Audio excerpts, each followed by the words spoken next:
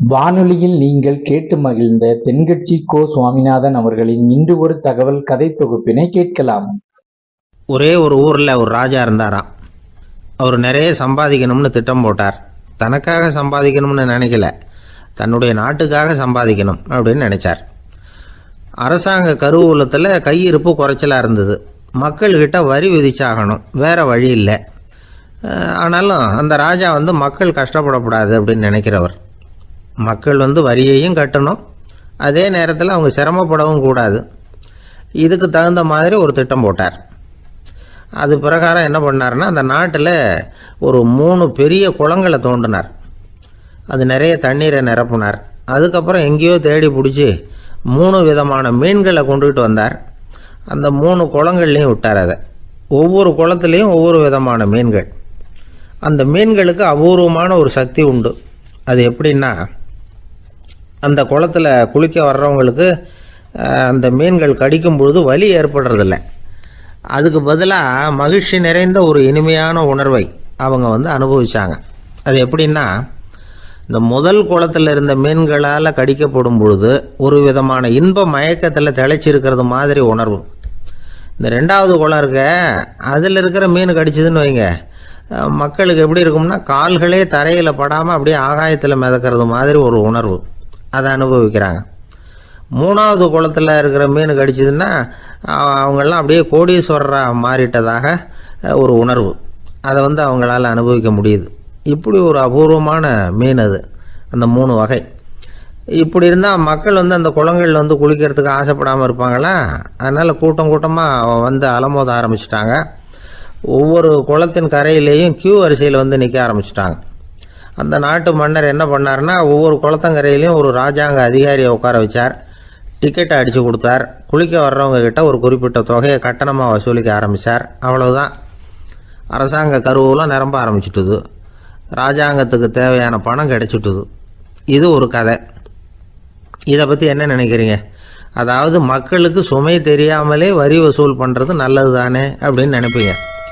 ஆனால் இன்றைக்கும் உலகத்தில் பல அரசாங்கங்கள் இதே மாதிரி 3 குளங்களை வெட்டி வச்சிருக்குது. மக்களும் அதில் குளிச்சுக்கிட்டு தான் இருக்கிறாங்க. அது எப்படிங்கிறீங்களா?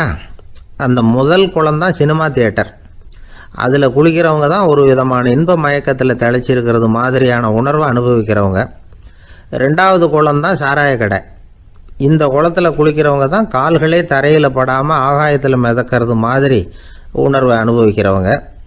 3வது குளம் லாட்ரி டிக்கெட். இதில் குளிக்கிறவங்க தாங்கள் அப்படியே கோடீஸ்வரர்களாக மாறினது மாதிரி ஒரு உணர்வு, அதை அனுபவிக்கிறவங்க. இன்றைக்கி பல நாடுகள் இந்த குளங்களை பயன்படுத்திக்கிட்டு தான் வராங்க. ஒரு பூவில் வண்டு உட்காருது. அதில் இருக்கிற தேனை வண்டு எடுக்குது. இந்த சமயத்தில் அந்த பூவுக்கு வலிக்குமா? அதுக்கு வலிக்கிறது இல்லை.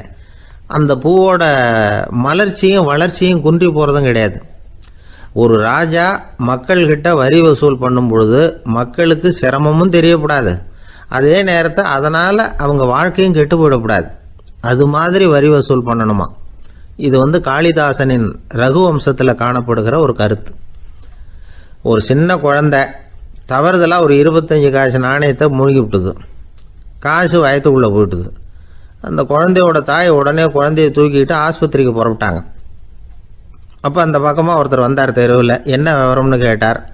இவங்க சொன்னாங்க, குழந்தை காசை முழுங்கிட்டுது, அதுதான் அவசரமாக ஆஸ்பத்திரிக்கு தூக்கிட்டு ஓடுறேன் அப்படின்னாங்க. அவர் சொன்னார், கவலைப்படாதம்மா, உடனே இப்படி கொடுங்க குழந்தைய அப்படின்னு கையில் வாங்கினார்.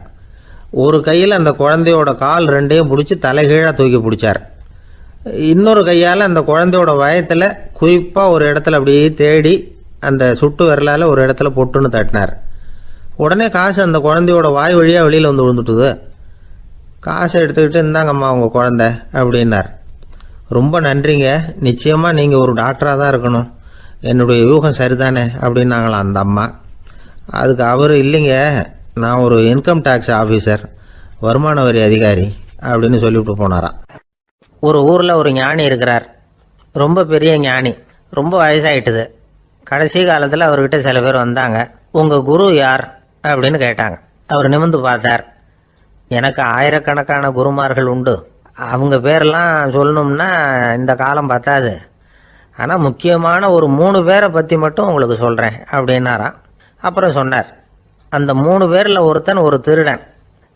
ஒரு சமயம் ஒரு பாலைவனம் வழியாக நான் போய்கிட்டு இருந்தேன். அப்போது வழி தவறி போய் ஒரு கிராமத்துக்கு போயிட்டேன். அது இருட்டு நேரம், நடு ராத்திரி, ஊரே உறங்கி போச்சு. அந்த நேரத்தில் ஒரு ஆள் மட்டும் ஒரு வீட்டு சுவத்தில் ஏதோ பண்ணி உள்ளே நுழையிறதுக்கு முயற்சி பண்ணிகிட்டு இருக்கிறான். அவங்கிட்ட போய் நான் இன்னைக்கு இங்கே எங்கே தங்க முடியும் அப்படின்னு கேட்டேன். அதுக்கு அவன், இந்த ராத்திரி வேளையில் அது ரொம்ப சிரமம், ஒரு திருடனோட உங்களால் தங்க முடியும்னா நீங்கள் என்னோட தங்கலாம் அப்படின்னா. நான் அவங்க கூட 1 மாதம் தங்கியிருந்தேன். ஒவ்வொரு நாள் ராத்திரியும் இப்போ நான் என்னுடைய வேலைக்கு போகிறேன், நீங்கள் ஓய்வு எடுத்துக்கோங்க அப்படின்னு சொல்லிவிட்டு போவான். அவன் திரும்பி வந்த உடனே உனக்கு ஏதாவது கிடைச்சிதான்னு நான் கேட்பேன். அதுக்கு அவன், இன்னைக்கு ராத்திரி ஒன்றும் இல்லை, நாளைக்கு மறுபடியும் முயற்சி பண்ணுவேன் அப்படின்பா. எப்பவும் அவன் நம்பிக்கை இழந்ததே கிடையாது, எப்பவும் சந்தோஷமாகவே இருப்பான்.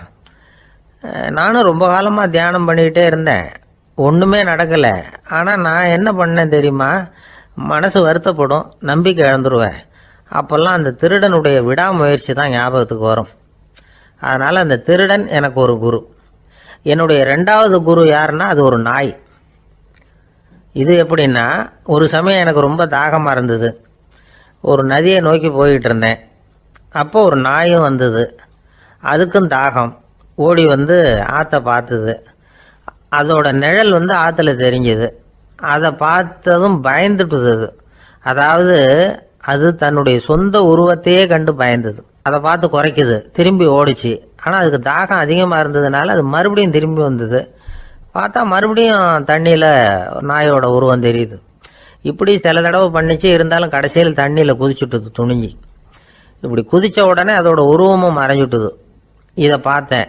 நான் என்ன புரிஞ்சுக்கிட்டேன்னா, எவ்வளவுதான் பயம் இருந்தால் கூட ஒருத்தன் தைரியமாக காரியத்தில் இறங்கணும் அப்படிங்கிறத புரிஞ்சுக்கிட்டேன். இந்த போதனை அந்த நாய்கிட்ட இருந்து எனக்கு கிடைச்சிது. இது ஒன்று. அடுத்தது என்னுடைய 3வது குரு யாருன்னா அது ஒரு சின்ன குழந்தை. நான் ஒரு சமயம் ஒரு நகரத்துக்கு போனேன். அங்கே ஒரு குழந்தை எரிகிற மெழுகுவத்தி ஒன்று எடுத்துக்கிட்டு வந்தது. நான் அந்த குழந்தைய பார்த்து வேடிக்கையாக கேட்டேன், ஏன் பாப்பா, இந்த மெழுகுவத்தியை நீயாவே கொளுத்துனியா அப்படின்னு கேட்டேன். ஆமான்னுது அந்த குழந்தை. சரி, இந்த மெழுகுவத்தி முன்னாடி எரியாமல் இருந்தது, இப்போ எரியுது.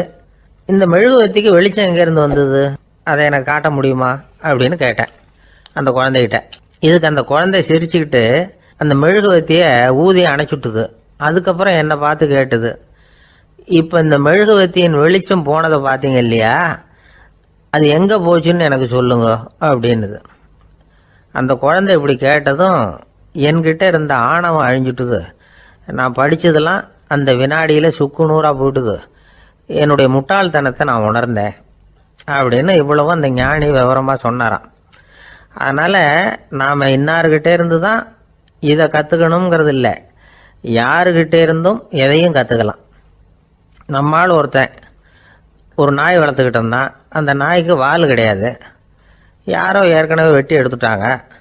இந்த நாய் தான் சார் எனக்கு குரு, அதுகிட்டே இருந்து கூட நான் பாடம் கற்றுக்கிட்டு இருக்கிறேன் அப்படின்னா. அப்படி என்ன கற்றுக்கிட்டேன் இந்த வால் இல்லாத நாய்கிட்டே இருந்து அப்படின்னு கேட்டோம். நாம் யாருக்கிட்டையும் வாலாட்டக்கூடாது அப்படிங்கிற பாடத்தை அதுகிட்டே இருந்து தான் நான் கற்றுக்கிட்டேன் அப்படின்னா. ஒரு வயசான அம்மா ஒரு நாள் ஃபோன் பண்ணாங்க, ஐயா நான் இந்த தகவல் நிகழ்ச்சியை தினமும் கேட்குறேன், உங்ககிட்ட ஒரு கேள்வி கேட்கணும் அப்படின்னாங்க. என்னங்க அப்படின்னோம். எனக்கு சொந்தமாக ஒரு நல்ல வீடு இருக்குது, வேணுங்கிற அளவுக்கு பணமும் இருக்குது, கணவரும் ரொம்ப நல்லவர், ரிட்டையர் ஆகி வீட்டில் தான் இருக்கிறார், பிள்ளைங்கள்லாம் பெரிய பெரிய உத்தியோகத்தில் இருக்கிறாங்க, அதில் ஒருத்தன் ஐஏஎஸ்ஸு, பணம்லாம் கூட நிறைய கொண்டாந்து கொடுக்குறாங்க. அப்படி இருந்தும் என் மனசில் நிம்மதி இல்லை, வாழ்க்கையில் ஒரு நிறைவு இல்லை அப்படின்னாங்க. ஏன்னு கேட்டோம். அதைத்தான் நான் உங்களை கேட்குறேன், ஏன் அப்படி அப்படின்னு திருப்பி கேட்குறாங்க. எங்களுக்கு ஒன்றும் புரியல, கொஞ்ச நேரம் குழம்பி போயிட்டோம். இருந்தாலும் அதை அவங்கக்கிட்ட காட்டிக்காமல் கொஞ்சம் சாமர்த்தியமாக, ஏம்மா உங்கள் மனசில் நீங்கள் ஏதோ ஒன்று எதிர்பார்க்குறீங்க, அது நிறைவேறல அப்படி தானே அப்படின்னு கேட்டோம். ஆமாம் அப்படின்னாங்க. அதுக்கப்புறம் அவங்கக்கிட்ட கொஞ்சம் மனம் விட்டு பேசுகிறப்போ தானாக விஷயம் வெளியில் வந்தது. அதாவது அவங்க பிள்ளைங்க பெரிய பெரிய உத்தியோகத்தில் இருக்கிறதுனால அவசரமாக பார்த்துட்டு ஓடுறாங்களாம். ஆசையாக அம்மான்னு கூப்பிட்டுக்கிட்டு கிட்ட உட்காந்து கொஞ்ச நேரமாவது என்கிட்ட பேசினா தானே என் மனசு கொஞ்சம் நிம்மதியாக இருக்கும். அது அவங்களுக்கு தெரிய மாட்டேங்குதே அப்படிங்கிறாங்க. இதுதான் அவங்களுடைய ஏக்கம். இந்த ஏக்கம் அந்த தாயின் மனசில் இருந்துக்கிட்டு இருக்குது. இப்படி மகனுடைய அன்புக்காக மட்டுமே ஏங்குற தாய்மார்கள் பல பேர் இருக்கிறாங்க இந்த உலகத்தில். இதை நினைக்கிறப்போ ஒரு வெளிநாட்டு நாடோடி கதை ஞாபகத்தில் வருது. அதாவது கடவுள் படைப்பு தொழிலில் ரொம்ப மும்முரமாக ஈடுபட்டுக்கிட்டு இருந்தாராம். மீன்களை படைச்சாராம், பறவைகளை படைச்சாராம், விலங்குகளை படைச்சாராம். அவருக்கு திருப்தி ஏற்படலை. அதுக்கப்புறம் மனிதர்களை படைச்சிருக்கிறார். அப்போவும் அவருக்கு மன நிறைவு ஏற்படலையா. கடைசியாக தன்னுடைய சக்தி முழுசையும் பயன்படுத்தி குறையே இல்லாத அளவுக்கு ஒரு படைப்பை உருவாக்கினாராம். அந்த உன்னதமான ஒரு படைப்பு அதுதான் பெண், அதாவது தாய். இப்படி உருவாக்கி எல்லாரையும் இந்த உலகத்தில் விட்டுவிட்டாராம். அதுக்கப்புறம் கொஞ்ச காலம் கழித்து தன்னுடைய தேவியை அழைச்சிக்கிட்டு இந்த பூலோகத்துக்கு வந்திருக்கிறார். தன்னுடைய குறையில்லாத படைப்பாகிய பெண்ணை பார்த்தாராம். ஏம்மா, உனக்கு இன்னும் ஏதாவது குறை இருந்தால் சொல்லு, அதையும் நிவர்த்தி பண்ணி விடுறேன் அப்படின்னாராம். அந்த அம்மா பார்த்துருக்காங்க. சுவாமி, எனக்கு நீங்கள் கொடுத்துருக்கிறது 2 கை. என்னுடைய பிள்ளைகளுக்கு சேவை செய்கிறதுக்கு இந்த 2 கை பத்தலை. அதனால் இன்னும் ஒரு 2 கை கொடுத்தா தேவலை அப்படின்னாங்களாம். கடவுள் பார்த்தார். அதனால் என்ன, அப்படியே செஞ்சு விடலாம், இதோ அதுக்கான வரம் கொடுத்துட்டேன் அப்படின்னார். அந்த அம்மாவுக்கு இப்போ 4 கை ஆகிட்டுது. 4 கையாலேயும் குழந்தைகளுக்கு சேவை செய்ய ஆரம்பிச்சிட்டாங்க. கடவுள் திருப்தியாக திரும்பி போனார். அதுக்கப்புறம் கொஞ்ச காலம் கழித்து மறுபடியும் திரும்பி வந்தார். தேவியோட பெண்ணை பார்த்தார். இப்போ என்னம்மா சந்தோஷந்தானே அப்படின்னாராம். அதுக்கு அந்த அம்மா, சந்தோஷந்தான், இருந்தாலும் இப்போ எனக்கு இருக்கிற 2 காலும் போதில்லை, இன்னும் ஒரு 2 கால் இருந்தால் தேவையில்லை, நிறைய ஓடி ஆடி பிள்ளைகளுக்காக வேலை செய்ய வேண்டியிருக்குது அப்படின்னாங்களாம். சரின்னு சொல்லி 4 கால் இருக்கிறது மாதிரி செஞ்சுட்டு போயிட்டார் கடவுள். மறுபடியும் கொஞ்ச நாள் கழித்து தேவி சொன்னாங்க கடவுள்கிட்ட, நீங்கள் என்ன தான் முயற்சி பண்ணினாலும் முழுமையான ஒரு படைப்பை உங்களால் உருவாக்க முடியாது, அப்படி தான் நான் நினைக்கிறேன் அப்படின்னாங்களாம். அப்படியா சொல்கிறேன், வா அந்த பொண்ணை பார்த்துட்டு வருவோம் அப்படின்னு புறப்பட்டு இங்கே வந்தாங்களாம். இங்கே பார்த்தா 4 கால் 4 கையோடு அந்த பொண்ணு ஒரு செவுத்தில் சாஞ்சி உட்காந்து அழுதுகிட்டு இருக்குது. இப்போ தேவி அந்த பொண்ணை சுட்டி காட்டி கடவுள்கிட்ட கேட்டாங்களாம், ஏங்க, நீங்கள் அந்த பொண்ணுக்கு கையை கொடுத்தீங்க, காலை கொடுத்தீங்க, சரி, அந்த கண்ணீரையும் எதுக்காக கொடுத்தீங்க அப்படின்னு கேட்டாங்களாம்.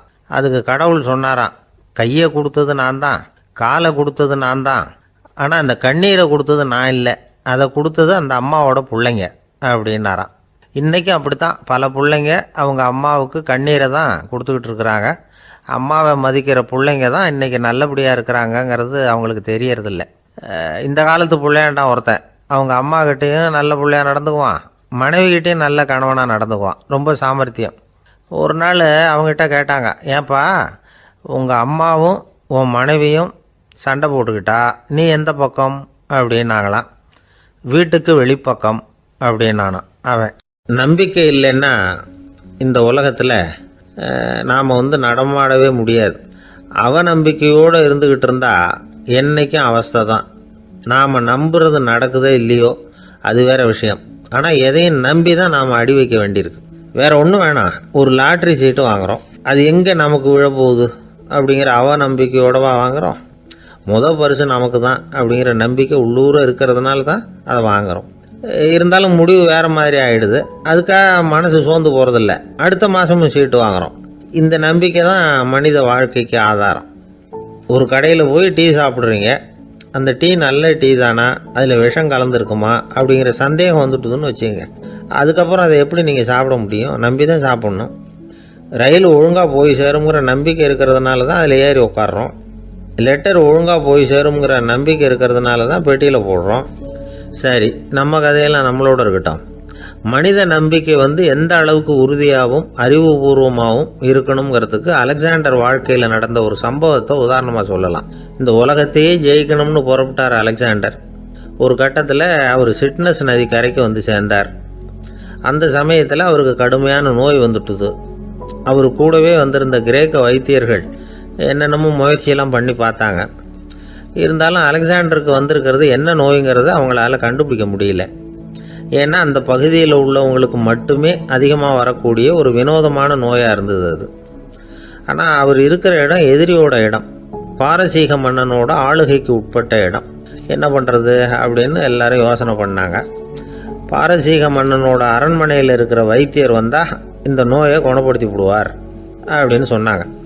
இருந்தாலும் எதிரியோட நாட்டில் இருக்கிற வைத்தியரை கூப்பிட்டு எப்படி நம்பி வைத்தியம் பார்க்க சொல்கிறது அப்படின்னு சொல்லி எல்லோரும் தயங்கினாங்க. ஆனால் அலெக்சாண்டர் தயங்கலை. பரவாயில்ல, அழைச்சிட்டு வாங்கன்னு விட்டார். உடனே அவரை போய் அழைச்சிட்டு வந்துட்டாங்க. அவர் வந்தார். அலெக்சாண்டர் உடம்பை பரிசோதனை பண்ணி பார்த்தார். சரி, இதை குணப்படுத்தி விடலாம், பயப்பட வேண்டியதில்லை. ஆனால் இதுக்கு ஒரு மூலிகை ரசம் தயார் பண்ணி கொடுக்கணும். நான் போய் அதை தயார் பண்ணிவிட்டு 2 நாளில் திரும்பி வந்துடுறேன் அப்படின்னு சொல்லிவிட்டு போனார் அந்த வைத்தியர். அதே மாதிரி 2 நாளில் திரும்பி வந்தார் மூலிகை ரசத்தோட. இதுக்கு இடையில் அலெக்சாண்டரோட தளபதிகளில் ஒருத்தர் ரகசியமாக ஒரு எச்சரிக்கை கடிதம் கொடுத்து அனுப்பியிருக்கிறான். அதை வாங்கி என்ன விஷயம்னு பார்த்தார். இப்போ உங்ககிட்ட வந்திருக்கிற எதிரி நாட்டு வைத்தியரை நம்பாதீங்க, அவன் கொண்டுகிட்டு வந்திருக்கிற மூலிகை ரசத்தில் விஷம் கலந்துருக்குது அப்படின்னு அதில் எழுதியிருக்கு. அதை பார்த்தார் அலெக்சாண்டர். இருந்தாலும் கொஞ்சம் கூட அலட்டிக்கல. வைத்தியர் கொடுத்த மருந்தை வாங்கி கடகடன்னு குடிச்சுட்டு அதுக்கப்புறம் அந்த கடிதத்தில் இருந்த விஷயத்தை அந்த வைத்தியர்கிட்ட சொன்னார். வைத்தியர் தகைச்சு போயிட்டார். தன் மேலே அலெக்சாண்டர் வச்சிருக்கிற நம்பிக்கையை பார்த்து அவருக்கு ரொம்ப வியப்பு. வைத்தியர் உண்மையிலேயே நல்ல மருந்து தான் கொண்டுகிட்டு கொடுத்துருக்கிறார், அதில் விஷம்லாம் எதுவும் கலக்கலை. அதுக்கப்புறம் அலெக்சாண்டர் அந்த வைத்தியரை பார்த்து சொன்னாராம், நம்பிக்கைங்கிற அச்சாணியை ஆதாரமாக வச்சுக்கிட்டு தான் இந்த உலகம் சுற்றிக்கிட்டு இருக்குது. எனக்கு எதிரியாக இருந்தாலும் பாரசீக மன்னர் ரொம்ப பெரியவர். அப்பேற்பட்ட மன்னருடைய அரண்மனை வைத்தியர் தொழில் நேர்மை இல்லாதவராக இருக்க மாட்டார். அப்படி இருந்தால் அவரை அரண்மனை வைத்தியராக வச்சிருக்கவே மாட்டாங்க அப்படின்னு நம்பினேன். என்னுடைய நம்பிக்கை வீண் போகலை அப்படின்னாராம். இதுதான் மானுட நம்பிக்கைங்கிறது. இந்த காலத்துலேயும் இது மாதிரி இந்த மானுட நம்பிக்கையை ரொம்பவும் சாமர்த்தியமாக கையாளுகிற கெட்டிக்காரங்க சில பேர் இருக்கிறாங்க. இந்த காலத்து குரு, அவருக்கு ஒரு சிஷ்யன். குரு முன்னாடி அந்த சிஷ்யன் ரொம்ப பணிவாக நின்று, குருவே, உங்கள் கையால் விஷத்தை கொடுத்தாலும் அதை வாங்கி மடமடன்னு குடிச்சிருவேன் அப்படின்னா. உன்னுடைய குரு பக்தியை மெச்சினேன் அப்படின்னார் குரு.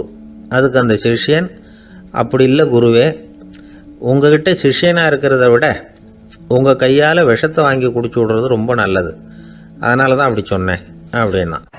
அந்த காலத்தில் அண்ணாமலை ரெட்டியார்னு ஒருத்தர் இருந்தார். அவர் வெங்கனூர் அப்படிங்கிற கிராமத்தில் இருந்தார். அங்கேருந்து விருத்தாசலம் கோவிலுக்கு தவறாமல் போயிட்டு வந்துக்கிட்டு இருந்தார். இடையில வெள்ளாறு, அதில் ஒரு சமயம் வெள்ளம் வந்துட்டுது. இவரால் போக முடியல. அதோட விளைவு வெங்கனூர்லேயே ஒரு கோவில் கட்டணும் அப்படின்னு முடிவு பண்ணார், சிவாலயம். அந்த சமயத்தில் வடநாட்டில் பஞ்சம். அதனால் அங்கிருந்த பல சிற்பிகள் தென்னாட்டை நோக்கி வர ஆரம்பித்தாங்க. அவங்க வெங்கனூர் வழியாக வர்றது தெரிஞ்சதும் இவர் போய் பார்த்தார். இங்கே ஒரு கோவில் கட்டணும், அதுக்கு நீங்கள் உதவணும்னார். பஞ்ச காலத்தில் இப்படி ஒரு வாய்ப்பு கிடைச்சதில் அவங்களுக்கும் ரொம்ப மகிழ்ச்சி. உற்சாகத்தோடு ஒத்துக்கிட்டாங்க. ஆலய திருப்பணி ஆரம்பமாச்சு. அவங்களுக்கு வேண்டிய எல்லா வசதிகளையும் இவர் செஞ்சு கொடுத்தார். அவங்களுக்கு எந்த குறையும் இல்லாமல் பார்த்துக்கிட்டார். அது மட்டும் இல்லை, ஒவ்வொரு நாளும் அங்கே வருவார். உங்களுக்கு என்ன வேணும், எது வேணும்னு கேட்பார். ஏதாவது குறை இருந்தால் சொல்லுவாங்க, உடனே தீர்த்து வைப்பார். இவரும் கேட்பார், எந்த குறையாக இருந்தாலும் என்கிட்ட சொல்லுங்க அப்படின்னு சொல்லுவார். அதை தவிர இவராகவே கவனித்தும் அவங்களுக்கு என்னென்ன தேவைங்கிறத கண்டுபிடிச்சி அதையெல்லாம் கொடுத்துக்கிட்டு இருப்பார். என்ன தேவைன்னாலும் அதை நிறைவேற்றி வச்சுருவார். அந்த சிற்பிகளின் தலைவன் ஒருத்தன், அந்த ஆளுக்கு வெத்தலை பாக்கு போடுறது பழக்கம். இதை தெரிஞ்சுக்கிட்டு அதுக்காகவே ஒரு ஆளை ஏற்பாடு பண்ணார். வேணுங்கிறப்போலாம் நீ வெத்தலை சிவல் மடித்து கொடுக்க வேண்டியது உன் வேலை அப்படின்னு ஒருத்தனை ஏற்பாடு பண்ணிட்டார். இப்படியெல்லாம் செஞ்சதும் அவங்களுக்கும் ரொம்ப உற்சாகம். ரொம்ப பொறுப்பாக சிற்ப வேலைகளை செஞ்சுக்கிட்டு இருக்கிறாங்க.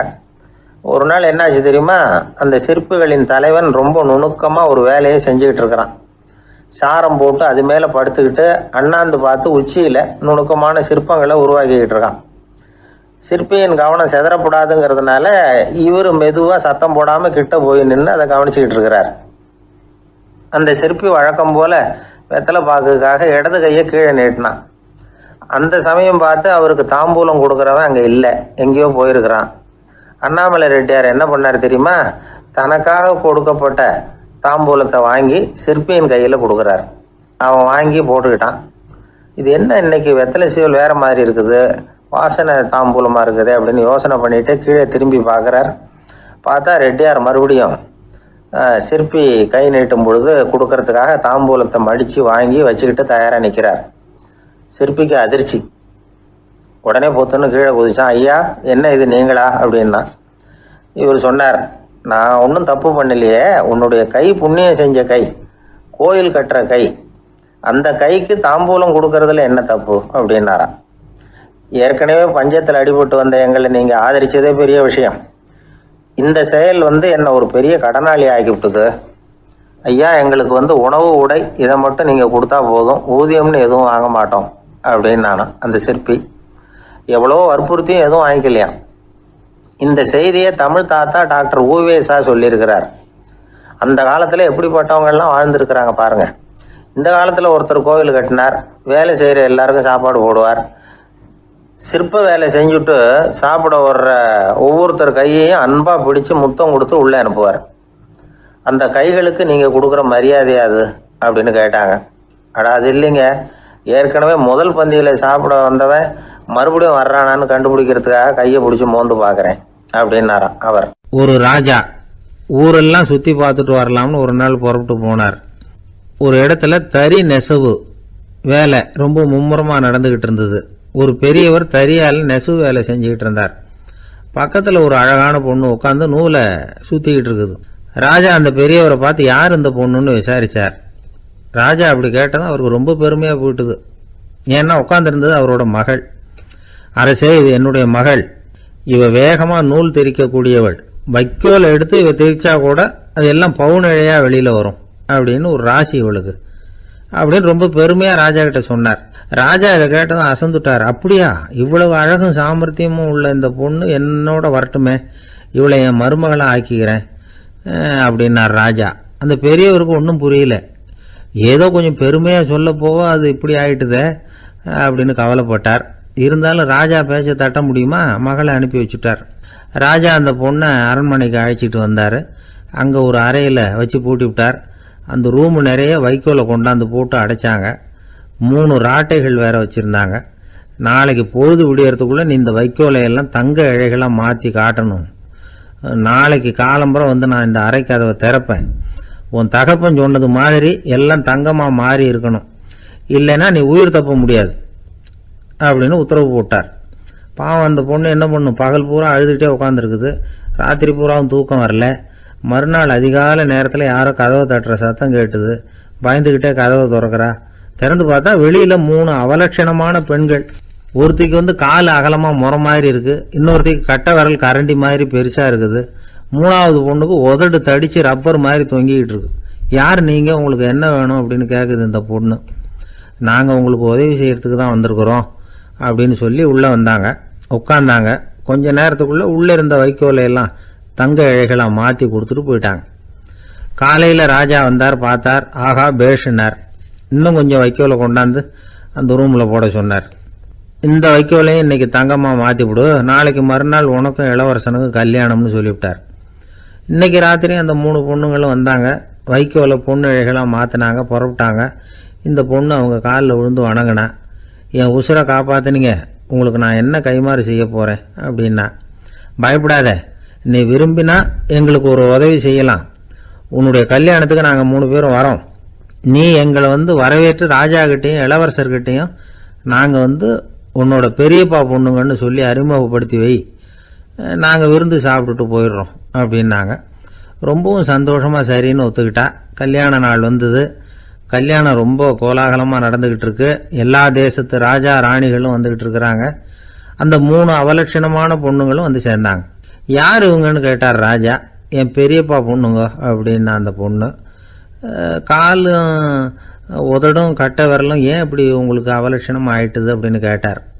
அதுக்கு அந்த பொண்ணுங்க பதில் சொன்னாங்க. என்ன செய்யறது, ஓயாமல் வைக்கோலை நூற்று ஒருத்தியோட கட்டை விரல் அப்படி கரண்டி மாதிரி ஆயிட்டுது, நாக்கில் தொட்டு தொட்டு திரிச்சதுனால ஒருத்தியோட உதடு அப்படி ஆயிட்டுது, காலால் கட்டையை அழுத்தி அழுத்தி தறி போட்டதுனால இன்னொருத்தையோட கால் அப்படி ஆயிட்டுது. உங்கள் மருமகளாக வந்திருக்கிற இந்த பொண்ணு அந்த 3ஐயுமே செய்ய தெரிஞ்சவ தான். என்ன ஆக போதும் இன்னும் கொஞ்ச நாளில் அப்படின்னாங்க. அவ்வளவுதான். ராஜா பயந்துட்டார். அம்மா, இன்னையிலேருந்து நீ இளவரசனின் மனைவி, நீ எப்பவும் அழகாக இருக்கணும், அதனால் நீ இனிமேல் வைக்கோலை திரிக்கவே கூடாது அப்படின்னு உத்தரவு போட்டார். அவளை இக்கட்டான சூழ்நிலையிலிருந்து காப்பாற்றின அந்த 3 பொண்ணுங்களும் சந்தோஷமாக திரும்பி போயிட்டாங்களாம். சுவாமி சின்மயானந்தர் இந்த கதையை சொல்லியிருக்கிறார். தன்னலம் மறந்து சுயலாபத்தை தியாகம் செய்கிறது வைக்கோல்ல இருந்து தங்க இழையை நூக்கிறது மாதிரி அப்படிங்கிறார் அவர். அது இருக்கட்டும், இப்போ நம்ம கதைக்கு வருவோம். ஒரு ராஜா தன்னோட மகனுக்கு சுயவரம் நடத்தினார். எல்லா தேசத்திலிருந்தும் ராஜகுமாரர்கள் வந்திருந்தாங்க. ராஜகுமாரியை கல்யாணம் பண்ணிக்கலாம்ங்கிற ஆசையில் சுயம்பர மண்டபத்திலேருந்து எல்லா ராஜகுமாரர்களும் அலறி அடிச்சுக்கிட்டு வெளியில் ஓடி வந்துக்கிட்டு இருக்கிறாங்களாம். ஏன் அப்படி எல்லாரும் மிரண்டு போய் ஓடி வர்றாங்கன்னு கேட்டார் ஒருத்தர். அதுக்கு இன்னொருத்தர் விவரம் சொன்னார். ராஜகுமாரியை இன்னைக்கு தான் அவங்க நேரில் பார்த்தாங்களாம், அதுதான் அப்படி ஓடி வந்துக்கிட்டு இருக்கிறாங்க அப்படின்னார். பொங்கல் திருநாள். பொங்கல் திருநாள்னா இது ஏதோ அறுவடை திருநாள் அப்படின்னு சொல்லுவோம். அதாவது வருஷம் பூரா நாம் பாடுபட்டு அதனுடைய பலனை அனுபவிக்கிற நாள் அப்படிங்கிறது நாம் சொல்லிகிட்டு இருக்கிறது. இது முக்கியமாக இது ஒரு நன்றி அறிவிப்பு நாள் அப்படின்னு சொல்லுவாங்க. இன்றைக்கி நிறைய நன்றி அறிவிப்பு கூட்டம்லாம் நடந்துக்கிட்டு இருக்குல்ல, அது மாதிரி விவசாயிகள் நடத்துகிற ஒரு நன்றி அறிவிப்பு விழா இது. யாருக்கு நன்றி சொல்கிறாங்கன்னா ஆதவனுக்கு. அதாவது சூரியன் இல்லைன்னா விவசாயம் இல்லை. அதனால் ஆதவனுக்கு நன்றி செலுத்துகிற நாளாக இந்த பொங்கல் திருநாளை நாம் கொண்டாடுறோம். அதாவது இந்த பொங்கலில் விவசாயிகள்கிட்ட இருந்து நிறைய பண்புகளை நாம் தெரிஞ்சுக்க வேண்டிய நாள் இது. விவசாயிகள் அவங்க விவசாயம் முன்னேறி இருக்கிற அளவுக்கு விவசாயிகளுடைய வாழ்க்கை தரம் முன்னேறலை. அந்த அளவுக்கு அவர்கள் நாட்டுக்காக உழைச்சிக்கிட்டு இருக்கிறாங்க. அந்த காலத்திலே அதை பற்றி ஒரு கதை சொல்கிறது உண்டு. ஒரு வயசான ஆள் நிலத்தில் ஏறு உழுதுகிட்டு இருந்தாராம். கிழிஞ்சு போன ஒரு சின்ன துண்டை தான் இடுப்பில் கட்டியிருந்தாராம். தலையில் ஒரு கந்தலை சுற்றி இருந்தார். உடம்பு பூரா சேரு, ரொம்ப ஏழை. ஏறு ஓட்டிகிட்டு இருக்கிறவர் வேறு எப்படி இருப்பார்? இருந்தாலும் அந்த ஆள் ரொம்ப ஜாலியாக பாட்டு பாடிக்கிட்டே ஏறு உழுதுகிட்டு இருந்தாராம். உடம்புல தான் அவர் ஏழையை தவிர மனசில் ஒரு ஏழையாக தெரியல. அந்த சமயத்தில் அந்த நாட்டு ராஜா அந்த பக்கமாக குதிரை மேலே வந்தாராம். வேட்டைக்கு போயிட்டு பரிவாரங்களோடு திரும்பி வந்துக்கிட்டு இருக்கிறார். ரொம்ப செல்வ செழிப்பில் இருக்கிற ராஜா அவர் இந்த வயசான விவசாயியை பார்த்துருக்கார். இந்த ஆள் ரொம்பவும் ஏழைங்கிறது அவர் பார்த்தாவே பளிச்சுன்னு தெரியுது. கட்டிக்கிறதுக்கு நல்ல துணி இல்லை, உடம்போ இழைச்சி போயிருக்குது, வயிறு முதுகில் போய் ஒட்டிக்கிட்டு இருக்கு, கண்ணு குழி விழுந்து போயிருக்குது. ஆனாலும் முகத்தை பார்த்தா சந்தோஷமாக இருக்கிற மாதிரி இருக்குது. இவ்வளோ உற்சாகமாக பாடிக்கிட்டு இருக்கிறாரே அப்படின்னு ஆச்சரியமாக நினச்சி பார்த்தார் அந்த ராஜா. சரி, அவர்கிட்ட கொஞ்சம் பேச்சு கொடுத்து பார்க்கலாம் அப்படின்னு முடிவு பண்ணார். ஐயா பெரியவரே, இப்படி கொஞ்சம் வர முடியுமான்னாராம். பொழுது போகிறதுக்குள்ளே நான் இந்த வயல் பூரா உழவு ஓட்டி ஆகணும், அதனால் பேசுகிறதுக்கு நேரம் இல்லை அப்படின்னாராம் அந்த பெரியவர். என்ன அவ்வளவு அவசரமாக? மீதி இருந்தால் நாளைக்கு உழுதக்கூடாதா? அது சரி, உனக்கு எத்தனை ஏக்கர் நிலம் இருக்குது அப்படின்னு விசாரிச்சிருக்கார் ராஜா. எனக்குன்னு சொந்தமாக உள்ளங்கை அளவு கூட நிலம் கிடையாது. இது எங்கள் முதலாளியோட நிலம். இதை பூராவும் உழுது முடித்தா தான் அவர் கூலி கொடுப்பார். நான் கூலிக்கு உழுதுகிட்டு இருக்கிறேன். உங்ககிட்ட பேசிக்கிட்டு இருந்தால் அவருக்கு துரோகம் பண்ணது மாதிரி ஆகிடும் அப்படின்னாராம். ராஜா குதிரையை விட்டு கீழே இறங்கினார். வரப்பில் நடந்து அந்த பெரியவர்கிட்டே போனாராம். சரி, ஒரு நாள் பூரா உழுதா உனக்கு எவ்வளவு கூலின்னு கேட்டிருக்கார். 8 அணா கூலி கிடைக்கும்னாராம் அவர். இது ரொம்ப காலத்துக்கு முன்னாடி நடந்த ஒரு சம்பவங்கிறதுனால அப்போ 8 அணா கூலிங்கிறது ரொம்ப பெருசு. இருந்தாலும் அதுவும் அந்த ராஜாவுக்கு பெரிய கூலியாக தெரியல. இவ்வளவு தானா, இதை வச்சுக்கிட்டு நீ எப்படி காலம் தள்ளுற அப்படின்னாராம். ஒன்றும் கவலை இல்லை அப்படின்னாராம் அவர். ராஜாவுக்கு ரொம்ப ஆச்சரியமாக போச்சு. 8 அணா கூலி வாங்குகிற இந்த ஆள் கவலை இல்லாமல் இருக்கிறார், ஏராளமான வசதியோடு இருக்கிறன்னா கவலை இல்லாமல் வாழ முடியலையே அப்படின்னு நினச்சி பார்த்துருக்கார். அது சரி, 8 அணாவில் எப்படி குடும்பம் நடத்துகிற அப்படின்னு கேட்டாராம். எனக்கு கிடைக்கிற 8 அணாவில் 2 அணா குடும்பத்துக்கு செலவழிக்கிறேன், 2 அணா பழைய கடனுக்கு கொடுக்குறேன், 2 அணா தர்மம் செய்கிறேன், 2 அணா வட்டிக்கு கொடுக்குறேன், ஒரு குறையும் இல்லைன்னாராம். ராஜாவுக்கு ஒன்றும் புரியல. எனக்கு ஒன்றும் புரியலேன்னு இருக்கார். ஐயா, எனக்கும் என் மனைவிக்கும் 2 அணா செலவாகுது. வயசான அம்மா அப்பா இருக்கிறாங்க, சின்ன வயசில் என்னை காப்பாற்றினவங்க அவங்க. அந்த கடனுக்கு 2 அணா செலவாகுது, அது பழைய கடன். என் தங்கச்சி ஒருத்தி ஆதரவு இல்லாத நிலைமையில் தன்னுடைய மகனோட என் வீட்டில் இருக்கிறா. அவளுக்கும் அவள் மகனுக்கும் 2 அணா செலவு பண்ணுறேன், அது தர்மம். எனக்கு 2 பிள்ளைங்க இருக்கிறாங்க, அவங்களுக்கு 2 அணா செலவு பண்ணுறேன், அது வட்டிக்கு கொடுக்கறது மாதிரி. பிற்காலத்தில் அவங்க எங்களை காப்பாற்றுவாங்க. அந்த வகையில் நான் திருப்தியோடு வாழ்ந்துக்கிட்டு இருக்கிறேன் அப்படின்னாராம். ராஜாவுக்கு அர்த்தம் புரிய ஆரம்பிச்சுதான். அந்த பெரிய நிலத்தை விலை கொடுத்து வாங்கி அந்த பெரியவருக்கே தானமாக கொடுத்துட்டாராம். இப்போ உழுதவருக்கே நிலம் சொந்தமாயிட்டுது. அன்னையிலேருந்து அரசனுக்கும் ஆறுதல் கிடைச்சிதான். இப்படி ஒரு கதை சொல்லுவாங்க. எட்டனா வருமானத்தை வச்சுக்கிட்டு எப்படி காலத்தை தள்ளுறதுன்னு சொல்கிறதுக்காக இந்த கதையை சொல்கிறதாக யாரும் தப்பாக நினச்சிக்கக்கூடாது. கிடைக்கிறத எப்படி பங்கு போடுறார், எப்படி திருப்தியாக வாழறார் அப்படிங்கிறது தான் முக்கியம். அது மாதிரி இன்றைக்கு இந்த பொங்கல் திருநாளில் உழவர்கள் மனசு மகிழ்ச்சியாக இருந்ததுன்னா அது எல்லாரும் மகிழ்ச்சியாக இருக்கிறது மாதிரி அர்த்தம். அதனால் அவர்கள்ட்டேருந்து நாம் பாடம் கற்றுக்கணும். சில உழவர்கள் தங்கள் நிலத்தில் விளையிறத தாங்கள் சாப்பிட மாட்டாங்க, அடுத்தவங்கள்ட்ட விற்றுட்டு சந்தையில் போய் வேறு அரிசி வாங்கிட்டு வந்து தான் இவங்க சாப்பிடுவாங்க. அப்படிப்பட்ட விவசாயிகள்லாம் இது உண்டு. பங்கிடுகிற பண்பை உழவர்கள்ட்டேருந்து கற்றுக்கொள்ளுங்கள் அப்படிம்பாங்க. ஒரு ஆள் நிம்மதியாக மகிழ்ச்சியாக இருந்தானா உங்கள் நிம்மதிக்கும் மகிழ்ச்சிக்கும் என்ன காரணம்னு கேட்டிருக்கார் இன்னொருத்தர். என்கிட்ட இருந்தது பூராவையும் என் பிள்ளைங்களுக்கு சமமாக பங்கு போட்டு கொடுத்துட்டேன், எனக்குன்னு எதுவுமே வச்சுக்கல, அதுதான் நிம்மதிக்கு காரணம்ன்றிருக்கான். உங்ககிட்ட இருந்தது எவ்வளவு இருந்தது அப்படின்னு கேட்டு